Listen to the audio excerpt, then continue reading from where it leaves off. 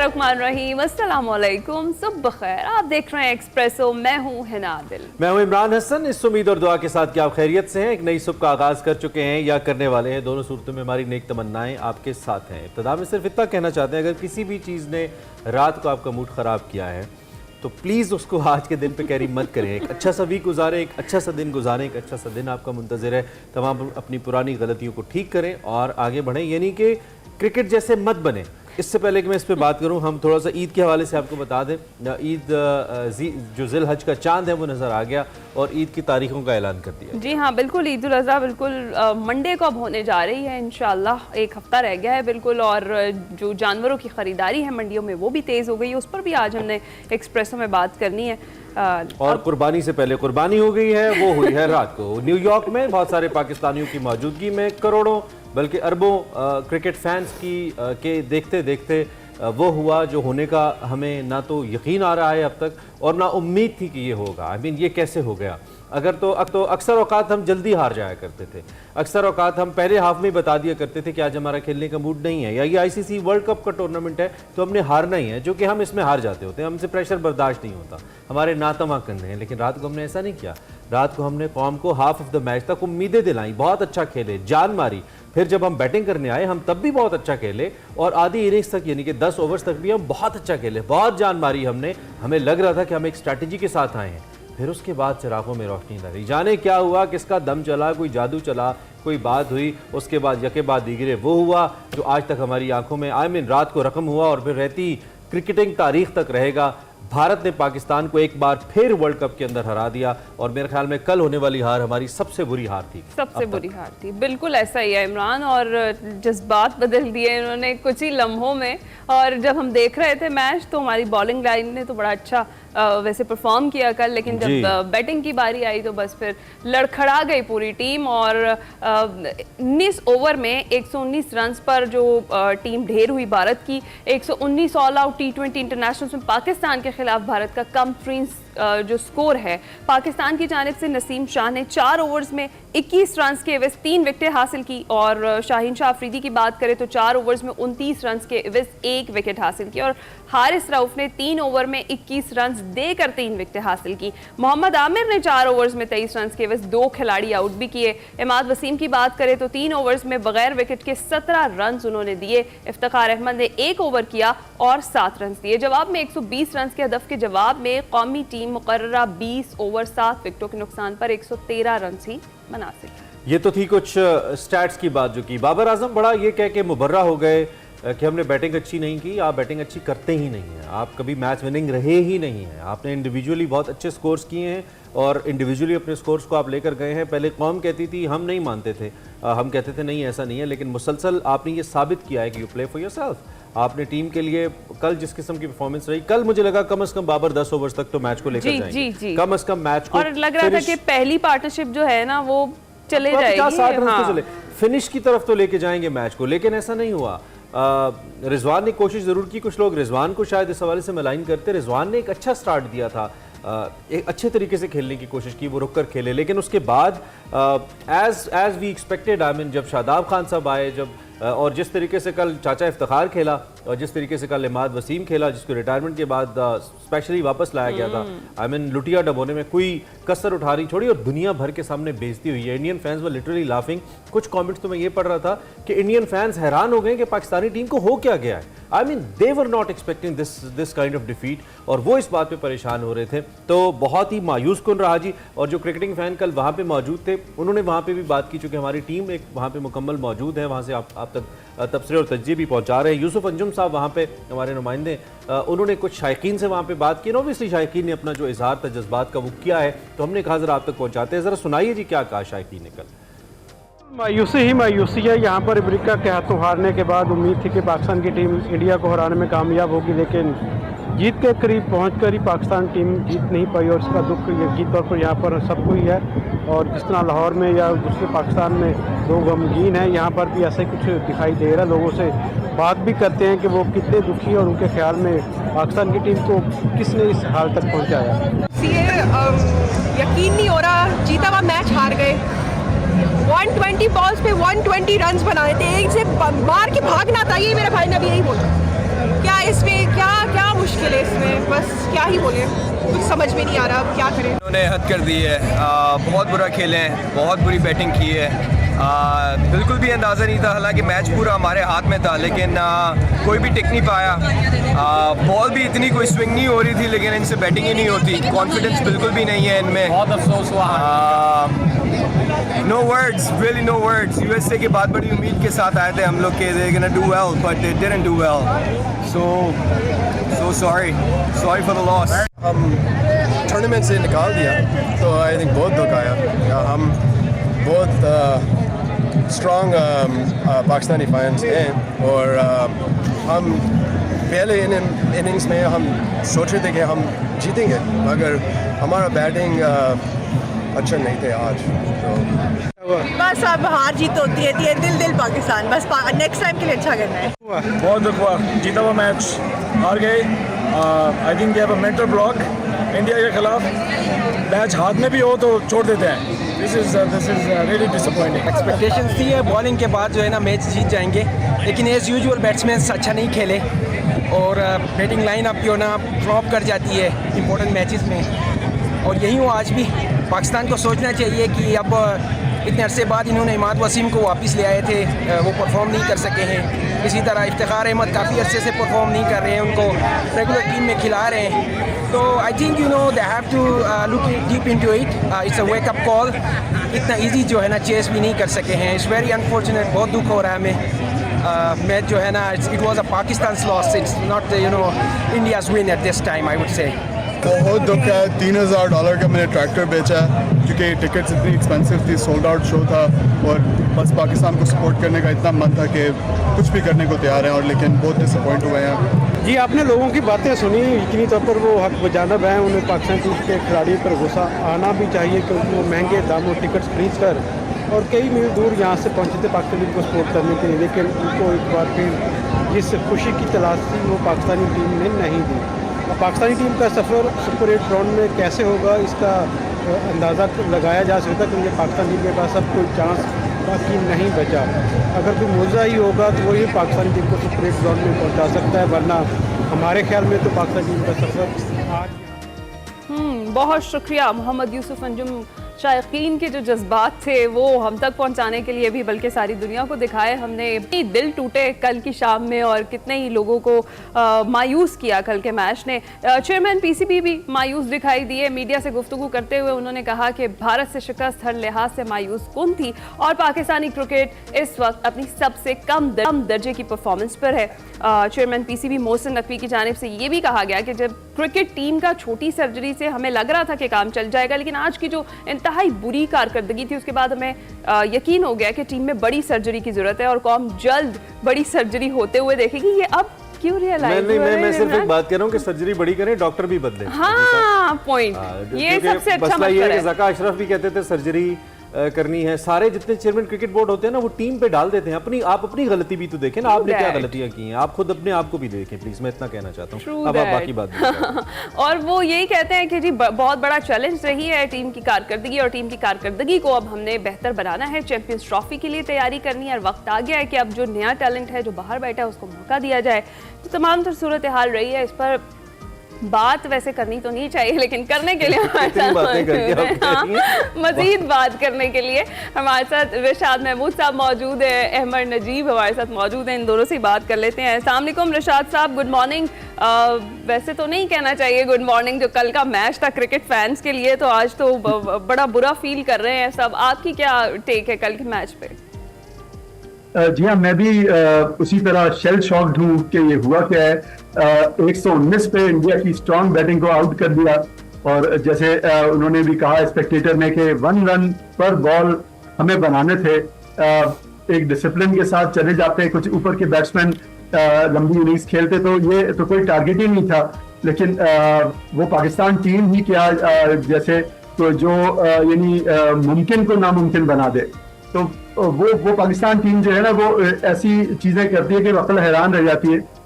इतना मैच जो पूरी तरह पाकिस्तान की ग्रिप में था, ग्रास में था, उसको इस तरह से हारना, इट्स वेरी वेरी शॉकिंग। और अब ऑलमोस्ट चांसेस पाकिस्तान के खत्म हो गए हैं वर्ल्ड कप में। That's very unfortunate. Very unfortunate. वो एक पंजाबी का किसी बड़े आदमी का शेर है ना, मैं अगर आई होप के गलत नहीं पढ़ूंगा, मंदिर टा दे मस्जिद टा दे जो कुछ टहंदा, एक किसे दा दिल ना टावी रब दिला विच रहिंदा। तो इतने दिल तोड़ती है हमारी टीम, इतने लोग हर्ट हैं। अमर 3-3 हज़ार डॉलर का टिकट यार, 3-3 हज़ार USD, और ये 3,000 वाले तो मिल गए ना, हमें 5,000 वाले भी होंगे। लोग अपने काम छोड़कर, और अमेरिका में एक दिन का काम छोड़ना आपको पता है लोगों को इतना कॉस्ट करता है, और फिर उस पर पैसे खर्चना, दूर से आना, और फिर हम लोग जो बैठकर कल आस उम्मीद लगा के बैठे रहे, और फिर एक ऐसा मैच जो आपके हाथों में है उसको हार जाना। How unfortunate is. By the way Amar, इससे पहले कि आप मुझे जवाब दें, ये भी बताएं वो शर्ट किधर है जो आपने पहनी मैं भी यही पूछने वाली थी। लॉन्ड्री में है या धुलने गई है या क्या है, किधर है? जी मैंने जी वो अपना सस्ते दामों सेल पे लगा दी है। तो कौन लेगा अब उसको? अल्लाह जाने। अच्छा, क्योंकि वेरी ऑनेस्ट, सबसे पहले देखिए ये मैं 1 जुमले से आगाज करूंगा। Overrated team, overrated their self created kings. खुदारा, एक तो मेरी फैन से, मीडिया से, सब लोगों से दरखास्त है कि इनके लिए किंग, बॉबी बादशाह, जो भी आपने इनको लक़ब या अलकाब दिए में प्लीज एक तो इनसे ले लीजिए। ये कमर्शियल प्लेयर हैं जो कि किसी से सलाम भी करेंगे तो पैसों के लिए करेंगे, दे आर सिर्फ पैसा कमाना चाहते हैं, उनके लिए मुल्क की अहमियत कुछ भी नहीं है। और जो अभी आप बात कर रहे थे मोहसिन नकवी साहब से, तो मोहसिन नकवी साहब से ये पूछना, सर आप अपनी अकाउंटेबिलिटी कब करेंगे कि किसके कहने पे आपने बाबर आजम को वापस कैप्टन बनाया? बिकॉज एवरीवन नोज दैट कि बाबर आजम जो है वो कप्तानी एक ऐसा चीज है जो कि उसको नहीं करनी आती है। सारे कह के हट गए, कौन सा ऐसा प्लेयर है इस वक्त ये बात नहीं कर रहा था कि उसको कप्तानी नहीं करनी आती है? तो आप क्यों लेकर आए उसको एज अ कैप्टन? उससे क्या ऐसा तीर मारा हुआ था? फिर बाबर आजम का ये हुआ था ना कि बड़ा प्लेयर है। मुझे ये बताएं कि यार किस खाते का बड़ा प्लेयर है? इतनी इजी बैटिंग कंडीशंस है पूरी दुनिया में कि अगर आप थोड़े से भी अच्छे प्लेयर हैं तो रन करना तो कोई प्रॉब्लम नहीं होता है, लेकिन प्रेशर के अंदर बाबर आजम हार्डली कभी रन करते हैं। तो किस खाते के आप वर्ल्ड क्लास प्लेयर हैं? ये तो आप पर अपने मतलब तो। और रिजवान ने इतना कल गंदा शॉट खेला, मेरा ख्याल है कि इसके पूरे करियर का सबसे गंदा शॉट। ठीक है। और इस शॉट खेलने के ऊपर कम से कम इस बंदे के ऊपर 1 साल की पाबंदी लग जानी चाहिए। फिर उसने कल शॉट खेला। क्रिकेट में जब आप टाइम लेते हो ना, आपने इतना टाइम ले लिया, मुश्किल फेज गुजार लिया, सो इट्स योर ड्यूटी कि आप जब 40-50 गेंदें आपने खेलनी है कि आप मैच फिनिश करके आओगे। ये बहुत मुश्किल पिच था, ट्रिकी पिच था, डुअल पेस पिच था, जिसमें कुछ बॉल फ्लाई कर रहे थे, कुछ बॉल नीचे रह रहे थे, बॉल सीम हो रहा था कहीं ना कहीं बीच में, और नए बैट्समैन के लिए आसान नहीं था आते साथ ही इसको कैरी करना। और रिजवान ने जब मैच बन रहा था, एक शेप बन रही थी, बुमराह जो कि दुनिया का बेस्ट प्लेयर है, बॉलर है, उस पर आप क्रॉस मार रहे हो, स्पेशली डुअल पेस पिच के ऊपर। आई डोंट नो उसके दिमाग में क्या चल रहा था, लेकिन मैं ये जरूर कह सकता हूँ प्लेयरों का दिमाग खराब हो चुका है। सॉरी टू से छोटा ऑपरेशन नहीं, बड़ा ऑपरेशन चाहिए। सर मुझे बताएं, मैं हमेशा कहता हूँ ये नहीं होगा कि नामों को चेंज कर दे, नहीं सर, ये प्लेयर बनता है आपकी स्ट्रॉन्ग डोमेस्टिक क्रिकेट से, स्ट्रॉन्ग क्लब क्रिकेट से। I am still playing club cricket, PCB का क्लब क्रिकेट का टूर्नामेंट जाके देखें किस तरह का हो रहा है, मैं खेल रहा हूँ अभी। आपको बड़ा ऑपरेशन पाँव के नाखून से लेके सर के बाल तक करना है। बिल्कुल ठीक। और डॉक्टर कहाँ से लाएं अमर जो ऑपरेशन करें? डॉक्टर खुद मोहसिन नकवी साहब होंगे? देखिए डॉक्टर जो रखे हुए वहां रखे है ना, हाँ, अताई डॉक्टर रिशाद भाई जरा रोशनी डालिए। ऑपरेशन तो तफवीज करें हमारे चेयरमैन क्रिकेट बोर्ड, मैंने रेफरेंस दे दिया, ज़का अशरफ का रेफरेंस दे दिया, और भी बाकी आप मुझसे बहुत बेहतर दोनों जानते हैं, आपका क्रिकेट नॉलेज ओब्वियसली मुझसे बहुत बेहतर है। नहीं हो पाता ऑपरेशन, बार बार ऑपरेशन की बात की जाती है, लेकिन डॉक्टर जो नहीं बदलता, जब डॉक्टर नहीं बदलेगा तो फॉर्मूला नहीं बदलेगा, और ये फॉर्मूला क्रिकेट हो रही है, फॉर्मूला प्लेयर्स आ रहे हैं। But your take on this, ये ऑपरेशन कैसे हो, कौन करे? जी इमरान, आपकी बात 100% सही है, और मैं एक बात और भी जानता हूं जो हमें इनसाइड रिपोर्ट डेफिनेट मिली थी, तो वो ये थी कि इस दफा जब बाबर आजम को कैप्टन बनाया गया तो वो कैप्टनसी एक्सेप्ट नहीं कर रहे थे, उन्होंने 1 महीने तक कैप्टनसी एक्सेप्ट नहीं की, और अब फिर उन्होंने अपनी टर्म्स एंड कंडीशंस पे एक्सेप्ट किए, जिसमें से नंबर 1 टर्म ये है कि कम से कम 1.5 से 2 साल के लिए कैप्टन बनाया जाए, किसी हार की वजह से मुझे ना हटा दिया जाए। तो ये उनकी टॉप कंडीशन है। तो अब क्या करेंगे इस सूरत हाल में? अब सर्जरी, बड़ी सर्जरी, क्या फिर उनको हटाएंगे? देखिए ये कौमों का भी एक रिफ्लेक्शन है, पाकिस्तानी कौम का जो है, क्योंकि इन्हीं क्रिकेटर्स को आप बार मैं इनसे ये सिंपथाइज जरूर करूंगा कि पिछले 3 साल में इन्होंने 3 गवर्नमेंट्स चेंज होते देखी हैं, 4 पाकिस्तान क्रिकेट बोर्ड के सेटअप चेंज होते देखे हैं, कमेटीज चेंज होते देखी हैं, 3 डिफरेंट डोमेस्टिक स्ट्रक्चर्स चेंज होते देखे हैं, कोचेस बेशुमार चेंज होते देखे हैं, उसके बाद ऑफिशियल चेंज होते देखे हैं। तो ये कैसे क्रिकेटर्स की भी एक मेंटल टफनेस आए, उनकी किस तरह क्रिकेट सेटल हो, उनकी नेचर किस तरह से काम हो और कूल हो के प्रेशर को सहे, तो इतनी जल्दी चेंज होंगे। और हर चेयरमैन की एक डिफरेंट पॉलिसी है। रमीज राजा साहब ने ऑफ कोर्स इमरान खान की गवर्नमेंट में वहां पे ये खत्म कर दिए थे जितने भी डिपार्टमेंटल क्रिकेट थे, फिर रिस्टोर किया, फिर नवीन शेट्टी साहब आए कुछ दिन के लिए, फिर जकाश शेख साहब आ गए। इस तरह से तो नहीं चलता क्रिकेट, पॉलिसीज चेंज होती है, जैसे ही बोर्ड चेंज हो जाता है तो कैसे सेटल्ड होंगे क्रिकेटर्स। और उसके अलावा ये कि आप देखिए ना, जिस जमाने में मैच फिक्सिंग अपने उरूज पे थी, मुझे याद है कि राशिद लतीफ साहब से एक रिपोर्टर ने ये पूछा था कि सर ये क्रिकेटर्स तो क्या हो गया है, ये किस तरह से इस तरह से बेईमानी कर रहे हैं या कभी मुल्क को बेच रहे हैं, किस तरह से। तो राशिद लतीफ साहब ने बहुत अच्छा जवाब दिया था। उन्होंने कहा था कि देखिए जिस माशरे में करप्शन और डिसऑनेस्टी बढ़ रही हो, वहां पे आप क्यों एक्सपेक्ट कि ये 15 क्रिकेटर्स कोई फरिश्ते होंगे, ये कोई आसमान हमारे बीच में से ही निकले हैं। तो ये बड़ी चीजें जरूरत है एड्रेस करने की। पाकिस्तान क्रिकेट बोर्ड में तो कंसिस्टेंसी हो, हमारी गवर्नमेंट्स में तो कंसिस्टेंसी हो, फिर हम प्लेयर से पूछेंगे भाई आपके परफॉर्मेंस, ये बहुत मैटर करता है। तो ये आई थिंक बिल्कुल जरूरत है कि डेफिनेटली एक ओवरऑल की जरूरत है, लेकिन उसके कॉजेज जरूर देखना चाहिए, कॉजेज को जरूर देखना चाहिए। Ahmed, what do you think, अगर कल की मैच की हम बात कर रहे हैं तो ख़राब परफॉर्मेंस की हमने बात की, बैटिंग लाइन बड़ी हमारी फ्लॉप रही, हमारी बॉलिंग लाइन अच्छी चली और बड़ा अच्छा हमें सरप्राइज भी मिला देखने को, जिस तरीके से हमने इंडियन टीम को ऑल आउट कर दिया और जितने ओवर्स में किया और क्या जो स्कोर था उस वक्त तक बना था, उस पर क्या कॉमेंट करेंगे? देखिए कल भारत भी पिच को समझ नहीं पाए, उनके बैट्समैन, पाकिस्तानी जो बैट्समैन है उन्होंने भारतीय बैट्समैन की गलती से नहीं सीखा। ये पिच बहुत मुश्किल था, मैंने जैसे पहले जिक्र किया कि फुल पेस पिच था, बॉल उसमें सीम हो रहा था, स्विंग हो रहा था, तो मुश्किल डिफिकल्ट पिच टू बैट हो। तो यहाँ पे फोर्सफुल शॉट नहीं लगने, जो भी प्लेयर फोर्सफुली एग्रेसिव खेलने के लिए गया उसके वो फिर आउट होता चला गया।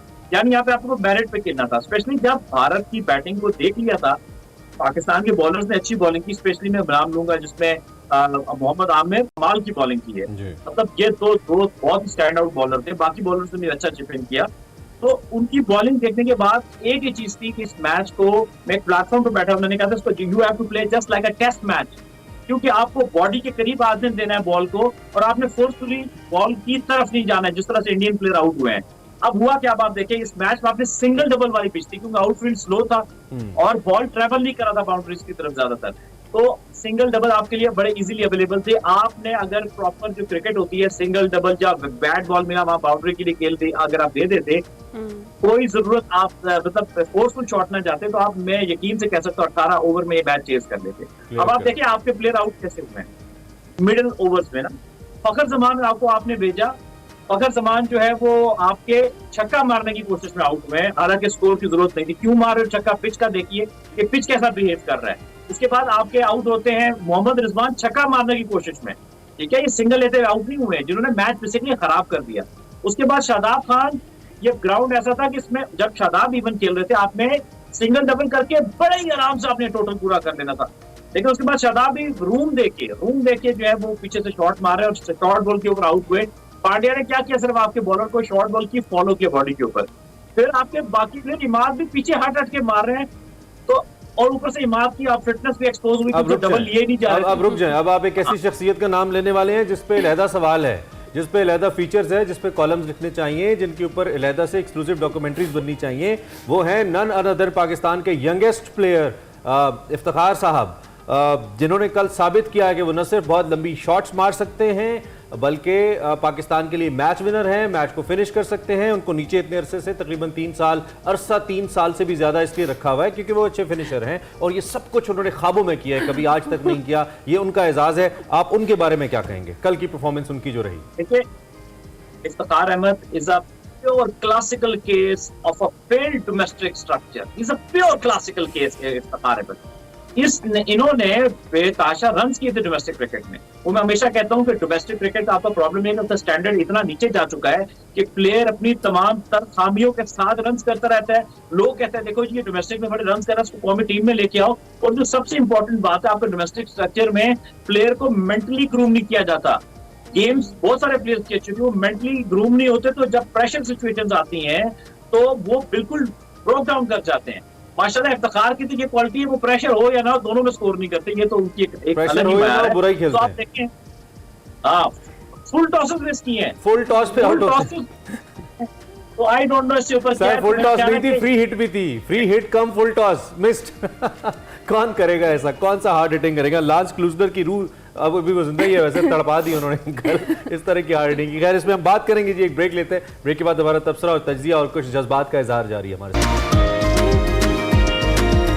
Welcome back to Expresso. Pakistani team की शानदार कारकर्दगी पर हम बात कर रहे हैं जो कल के मैच में रही है, और काफी अच्छी डिस्कशन आपको पता है शाकीन इस मौके पे टीवी तोड़ देते होते हैं, ऐसी बातें मैं बिल्कुल नहीं चाहूंगी, मैं बिल्कुल नहीं चाहूंगी। बड़ा मैच पाकिस्तान का, टीवी आपका अपना है, प्लीज हौसला कीजिए।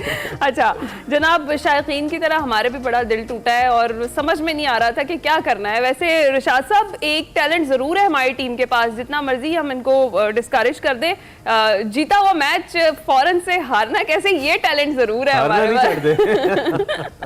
मैं बताया था आपको कि नामुमकिन को मुमकिन बना देना जो है, वो मुमकिन को नामुमकिन बना देना।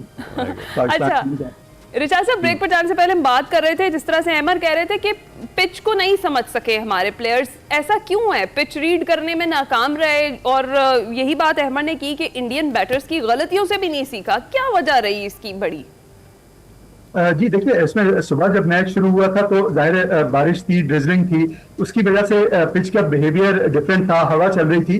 तो शुरू में इंडियन टीम के बैट्समैन जो स्ट्रगल किया वो उस वजह से वो समझ में आ रहा था, लेकिन बाद में जब सूरज निकल आया और थोड़ा सा बाउंस इवन हो गया, तो मेरे ख्याल में पाकिस्तान की टाइम पे इतना मुश्किल पिच नहीं था, बॉल रुक के आ रही थी। लेकिन जैसे बिल्कुल अहमद ने सही कहा कि इतने गलत शॉट खेल के आउट हुए हैं पाकिस्तान की टीम, जो जाहिर लगता था कि कुछ बैट्समैन सेट हो जाते थे, फिर इतना गलत शॉट खेल के रिजवान हैं, शादाब हैं और इफ्तिखार है, हमें इस तरह की तो कोई जवाब ही नहीं है, और बिल्कुल अनपार्डनेबल ये क्राइम है कि इस तरह के आप मौके पर और पाकिस्तान टीम के लिए सोचे बगैर अपना एक रिस्पॉन्सिबल शॉट खेल दें, तो ये बहुत ही एक गलत चीज है। देखिए, जो सर्जरी की जो बात करें, उसमें सर्जरी की बात तो ये है कि पिछले भी हमने कई प्रोग्राम में डिस्कस किया कि पाकिस्तान के डोमेस्टिक स्ट्रक्चर को इतना कॉम्पिटिटिव बनाएं, फास्ट पिचेस बनाएं, जो कहते कहते 60-70 साल हो गए कि फास्ट पिचेस नहीं बनाते, डेड पिचेस पे खेलते रहते हैं। अभी फिर PSL शुरू हो जाएगी, फिर डोमेस्टिक क्रिकेट में कुछ जो प्लेयर्स खेलते हैं वो फिर लंबी लंबी सेंचुरी करेंगे, फिर उनकी वाह हो जाएगी। तो ये सर्जरी तो वहां करने की जरूरत है कि पिचेस तेज बनाने हैं। दूसरे देखिए, 12 का सपोर्ट स्टाफ हमारा गया था, कोई हद होती है किसी चीज की। अनिल वहाब रियाज है, मसूर राना है, मोहम्मद यूसुफ है, अजहर महमूद है, सईद अजमल है, इतना लंबा चौड़ा सपोर्ट स्टाफ गया हुआ है। 15 प्लेयर्स हैं, 12 का सपोर्ट स्टाफ है, भी साथ है। जी हाँ, डिलीवर कहाँ कर रहा है? देखिए, ये इन चीजों में सर्जरीज की जरूरत है। 1976-77 से इंडिया ने अकेडमीज कायम की थी, जिसका वो रिजल्ट नजर आ रहा है उनके यहाँ। तो ये बिल्कुल ठीक। अच्छा, सर्जरी पे ही रहते हैं, जरा प्रोडक्टिव बनाते हैं इस गुफ्तगू को, मेरे पास को 5-6 मिनट ही है। अहमर, क्या मतलब है सर्जरी का? थोड़ा सा हमें आप ये एक्सप्लेन करो। एक तो आप डोमेस्टिक क्रिकेट की बात कर रहे हो, स्ट्रक्चर की बात कर रहे हो, इससे पहले हमने डिपार्टमेंटल क्रिकेट को रेफर किया। लेट्स सपोज आज से फैसले करने हैं, क्या फैसले करने चाहिए मोहसिन नकवी साहब को, हम अगर तफवीज करवाएं? देखिए, फर्स्ट में फैसला ये करना चाहिए कि इनको डायरेक्टर डोमेस्टिक क्रिकेट को और जो की ओहदे हैं ना, ये ऐसे लोगों जो क्रिकेट को अंडरस्टैंड करते हैं और क्रिकेट पे ऑनेस्ट हो काम करना चाहते हैं। और जैसे फॉर एग्जाम्पल पिचेस की बात करते हैं, 2003, 4 या 5 से लेके 2018 तक ये ग्रीन टॉप विकेट बनाते रहे, ग्रीन टॉप, जिसमें आपके मीडियम पेसर आउट करते रहे घास पे और आपके पास फास्ट बॉलर आना खत्म हो गए। इसी सारे एरा में आप सोचते स्पिनर हमें खेलने क्यों नहीं आते, स्पिनर अच्छे क्यों नहीं आते? जब आप ग्रीन टॉप विकेट बनाते रहे ज्यादातर पाकिस्तान में, तो आपके स्पिनर भी फारिग हो गए, बहुत कम आपके पास अच्छे स्पिनर आए।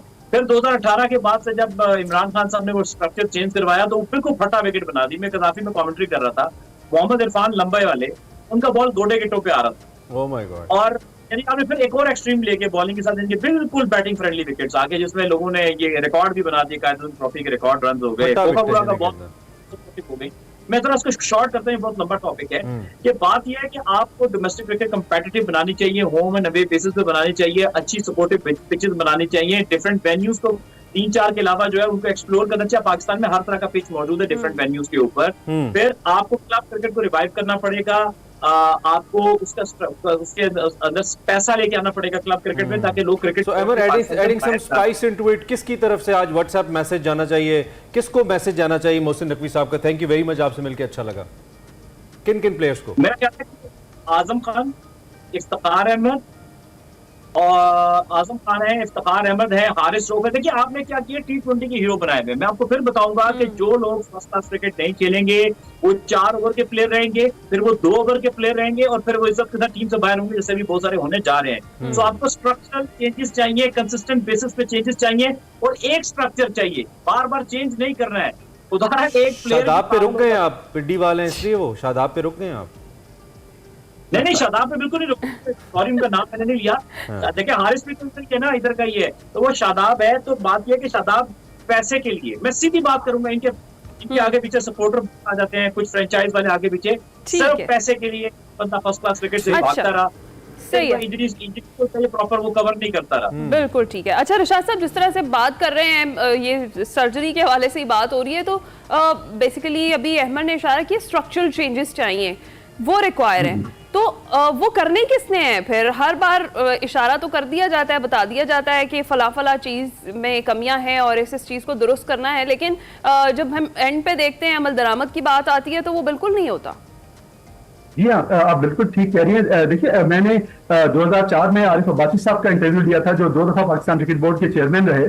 तो उन्होंने एक बात ये कही थी कि सिर्फ पाकिस्तान क्रिकेट बोर्ड का स्टाफ 9 लोगों पर मुश्तमिल था जब हमने 1996 का वर्ल्ड कप यहाँ करा लिया। टोटल 9 का स्टाफ था, इस वक्त 756 आदमियों का स्टाफ है पीसीबी में।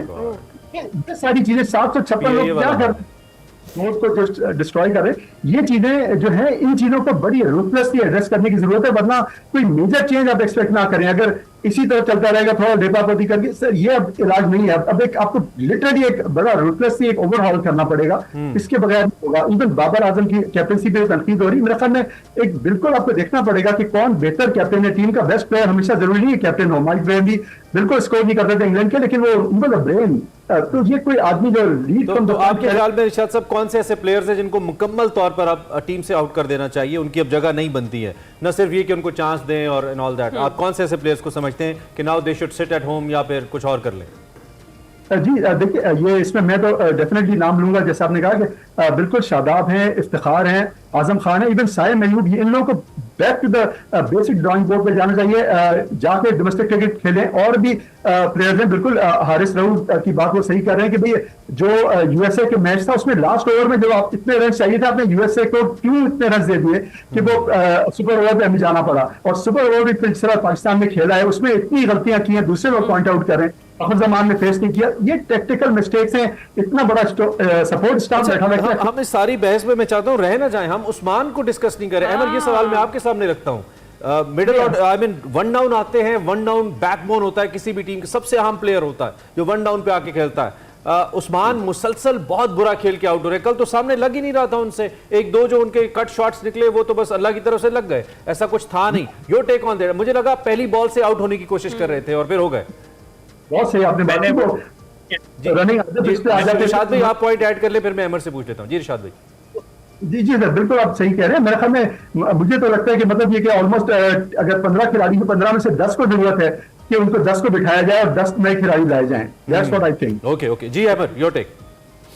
देखें, वर्ल्ड कप से पहले मैंने उस्मान खान के बारे में कहा था कि he is a technically so poor player, courtesy to the weakest PSL we have ever seen in this PSL 9। और मैंने अपने, यानी कि मैं डोमेस्टिक क्रिकेट को हर साल ग्राउंड्स में कवर करता हूँ, शायद ये पिछले 15 सालों का सबसे गंदा डोमेस्टिक स्ट्रक्चर सीजन हुआ। इतनी लो लेवल की क्रिकेट, इतनी लो लेवल की क्रिकेट हुई, और फिर PSL में इतनी, देखिए अब ये क्या देखते हैं कि ये बिल्कुल फटा पिक्चर्स में आपके रन्स देखते हैं, ये नहीं देखते कि प्लेयर का बैलेंस कैसा है। उसका बैलेंस इतना बुरा है उस्मान का, उसकी टेक्निक इतनी पुअर है कि मेरे जैसा आम बंदा भी देख के उसको देख सकता है यार इतने बड़े बड़े प्लेयर, इतने बड़े बड़े लोग, उसका ना पाँव चल रहा था, ना उसको मूवमेंट खेलने, मूवमेंट को वो ऐसे खेल रहा था कि जब गेंद मूव हो रहा था कि जैसे कोई क्लब लेवल पे टेल एंडर खेलता है। माय तो गुडनेस। सर बात यह है कि अब फट्टा विकेट पे प्लेयर जज ही नहीं होता ना कि उसके पैर कैसे चलते हैं, वो अंदर आती हुई बॉल को कैसे मीट करता है, वो छोड़ता कैसे है। ठीक है अमर, रॉन्ग इन्वेस्टमेंट, अपनी आंखें खोलें। आंखें खोलें। टाइम हमारे सेगमेंट का खत्म हो गया। आप दोनों साहिबान का बहुत शुक्रिया। एक तो ये लीग्स ने मुझे लगता है क्रिकेट को बहुत नुकसान पहुंचा है, और ये लीग सारा में इंडियन बैटर्स के अंदर भी नजर आया है कल। ये जो टुल्ले मारी है, जो उर्फे आम में फट्टा पिचेस पर टुल्लेबाजी कहते हैं, these are the common phrases जो हम मोहल्ला क्रिकेट में यूज करते हैं। अब क्या करें, क्रिकेट हुई मोहल्ले लेवल की रही है, हम कहाँ से इंटरनेशनल टर्मिनोलॉजीज पे या टेक्निकलिटीज पे बात करें।